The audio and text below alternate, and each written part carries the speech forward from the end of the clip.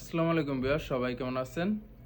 তো আজকে আমি ভিডিও না করে পারলাম না। চিন্তা ভাবনা করছিলাম আজকে অনেকটা ব্যস্ত, যার জন্য ভিডিও করব না ভাবছিলাম। আমি আজকে সকালে ঘুম থেকে ওঠার পরেই আমার এখানে অনেকগুলো কল আসছে, মেসেজ আসছে যে ভাই সবর জেল চালু হয়েছে, এই সেই মুখ তুমুক। তো এখনো কিন্তু সবর জেল চালু হয় নাই। আর আমি কিন্তু গতকালকে বলছি যে রবিবার সোমবার এরকম সময় আপনার স্বাভাবিক হতে পারে, হলেও হতে পারে। এটা কিন্তু একটা আনুমানিক ধারণা।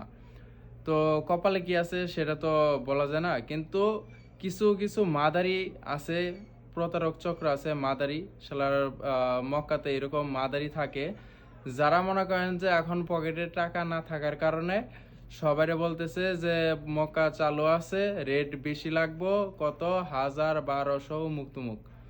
তো মক্কাতে যে পুরোপুরিভাবে কাজ বন্ধ আছে এটা কিন্তু সকলেই জানে, কিন্তু এই সব মাদারিরা প্রবাসী ভাইদের কাছ থেকে টাকা পয়সা হাতে নেওয়ার জন্য এখন এইরকম কাহিনী শুরু করছে যে চালু আছে, স্পেশাল নাকি কি যেন লিঙ্ক আছে, লিঙ্কের মাধ্যমে দিবে। তো পুলিশ সিআইডি তো ওদের বাপ লাগে, এখন মনে করেন যে ওরা পাঠিয়ে দিতে পারবো, সমস্যা নাই। যারা যারা বিশ্বাস করবেন গেলেই বুঝতে পারবেন যে আসলে কি রকম অবস্থা। যখন টাকা পয়সা নিয়ে রুমের মধ্যে রাইখা দিবে, আপনারা যাইতে পারবেন না, তখন বুঝবেন যে আসলে কি রকম পরিস্থিতি বা আসলে যাওয়া সম্ভব কিনা। আর আমি আপনাদেরকে এটুকুই বলবো যে ভাই কিছুদিন ওয়েট করেন। আপনারা যেহেতু এতদিন অনেকেই বাংলাদেশ থেকে টাকা পয়সা নিয়ে এসে এখানে খাওয়া দাওয়া করতেছেন, চলাফেরা করতেছেন, আর কিছুদিন চলাফেরা করেন। পরিস্থিতি যখন স্বাভাবিক হবে, আমার কাছে আপডেট তথ্য আসবে, তখন আমি সবাইকে জানিয়ে দিব। এরকম মনে করেন যে দালাল চক্রের পাল্লায় পড়ে না, এদের কোনো ট্রাভেল এজেন্সি নাই, কোনো কিছু নাই। যদি আপনার টাকা পয়সা মারিয়ে দেয় তাহলে আপনি এদেরকে ধরতে পারবেন না।